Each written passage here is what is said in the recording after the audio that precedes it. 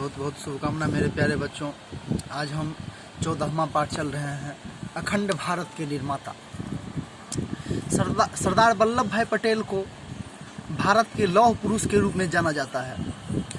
स्वतंत्रता प्राप्ति के बाद भारत के सामने सबसे बड़ी समस्या देशी राज्यों को भारतीय संघ में सम्मिलित करने की थी।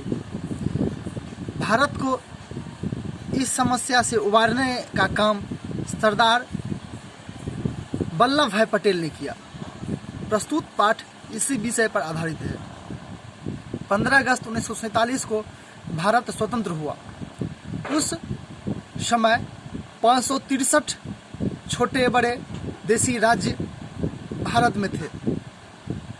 भारत छोड़ते समय अंग्रेज शासक इन सब राज्यों को स्वाधीन घोषित कर गए थे।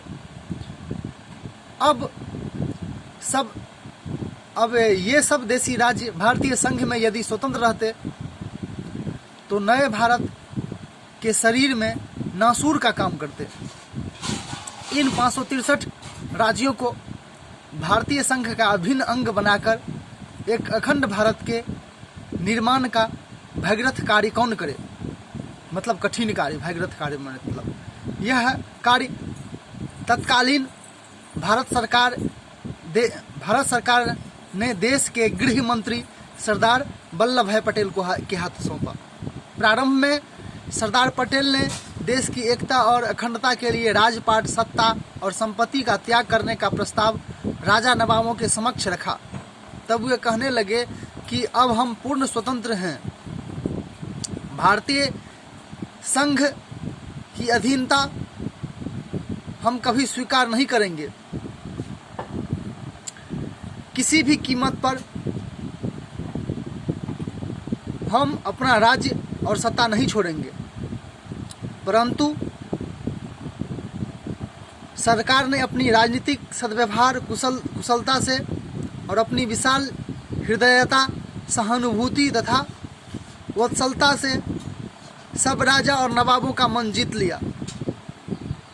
उन्होंने राजाओं का कर्तव्य उन्हें समझाया, उनमें देश प्रेम और देशभक्ति का संचार किया।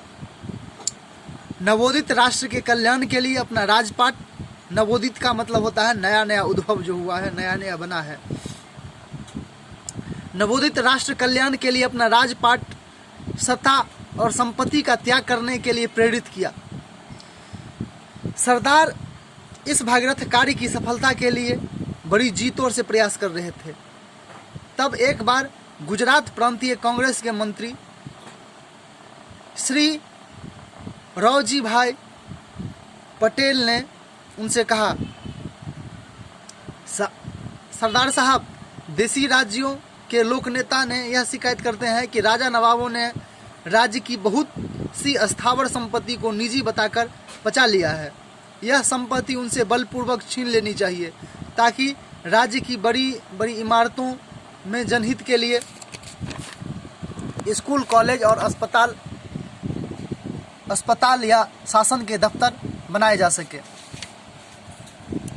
सरदार बोले, आप तो किसान के बेटे हैं ना रावजी भाई? जी हाँ। तो जरा बताइए, जरा बताएंगे कि किसी किसान के खेत का एक छोटा सा कोना कोई पड़ोसी दबा ले, सगा भाई भी दबा ले, तो वह किसान बेचारा क्या करेगा? वह सगे भाई का भी खून करने पर उतारू हो जाएगा। सरदार सहानुभूति स्वर में बोले। तब राजा नवाबों को अपना राजपाट त्यागना कैसा लगता होगा? जब राष्ट्र के लिए वे सब कुछ न्योछावर कर रहे हैं, तब हमें अपनी मिठास छोड़कर ओछापन नहीं दिखाना चाहिए कि फला राजा ने वह महल दबा लिया और फला नवाब ने आलीशान इमारत बचा ली। हम उदार बने, उनके प्रति आत्मीयता का भाव मन में रखें। ऊपर से कठोर दिखाई देने वाले परंतु भीतर से फूल के समान कोमल सरदार की ओर रामजी भाई आसर से देखते हैं। सरदार की इस उदारता, कोमलता और वत्सलता के दर्शन अलवर नरेश से हुई। रावजी भाई की एक भेंट में अधिक स्पष्ट होते हैं। यह भेंट राजस्थान के मनोरम पहाड़ी आबू में हुई थी, जहां लोग वायु परिवर्तन के लिए जाते हैं। महाराज अलवर के विशाल प्रसाद के सभाखंड में रावजी भाई 1954 में अलवर नरेश आदि से मिले थे। सभाखंड में रावजी भाई को ससम्मान बिठाया था। कुछ मिनट में 35-36 वर्ष का एक युवा राजपुरुष ने प्रवेश किया। मुख पर सत्ता का मद नहीं था, घमंड नहीं था। पोशाक में वैभव की आडंबर नहीं था, यानी कीमती पोशाक भी नहीं थी। शांत सौम्य व्यक्तित्व वाले इस राजपुरुष के हाथ में रुद्राक्ष की माला थी। मुख पर ओम नमः शिवाय का मंत्र था। नमस्कार के बाद बातचीत प्रारंभ हुई। देश की और राजस्थान की स्थिति पर चर्चा के बाद बातचीत राज्यों के विलीनीकरण यानी मिलाने के बात पर आकर केंद्रित हो गई। रावजी भाई ने नरेश से पूछा, सरदार साहब के बारे में आपका अनुभव कैसा रहा? सरदार साहब ममता की मूर्ति थे। रावजी भाई, हम पर ममता और वात्सल्य की वर्षा करके उन्होंने हम सबका मन जीत लिया है। बोलते बोलते अलवर नरेश गदगद हो गए। परंतु आप लोगों ने अपना राज्य, सत्ता और संपत्ति सौंप देने की बात स्वीकार कैसे कर ली? भारतीय राष्ट्र की खातिर नरेश की आंखों में चमक उभर आई। इन शब्दों के साथ रावजी भाई ने प्रश्न किया, सरदार ने आप लोगों पर प्रत्यक्ष अथवा परोक्ष में सत्ता का दबाव अवश्य ही डाला होगा। अलवर नरेश, अब माला फेरते फेरते मैं सच बात ही बोलूंगा रावजी भाई। सरदार साहब ने रत्ती भर भी हम पर दबाव नहीं डाला।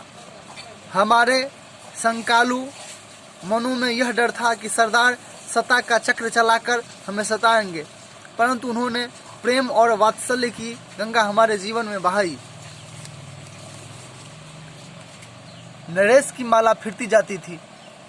बीच बीच में ओम नमः शिवाय का मंत्र घोष के साथ सुनाई दे जाता था। रावजी भाई कुछ कहे उसके पहले अलवर नरेश की आंखों में फिर से चमक उभरी। वे बोले, रावजी भाई, सरदार ने भारतीय राष्ट्र के उज्जवल भविष्य के निर्माण में सहभागी की उदात्त प्रेरणा हमें दी और भारतीय संघ के विरुद्ध विद्रोह करने के महापाप से हमें बचा लिया।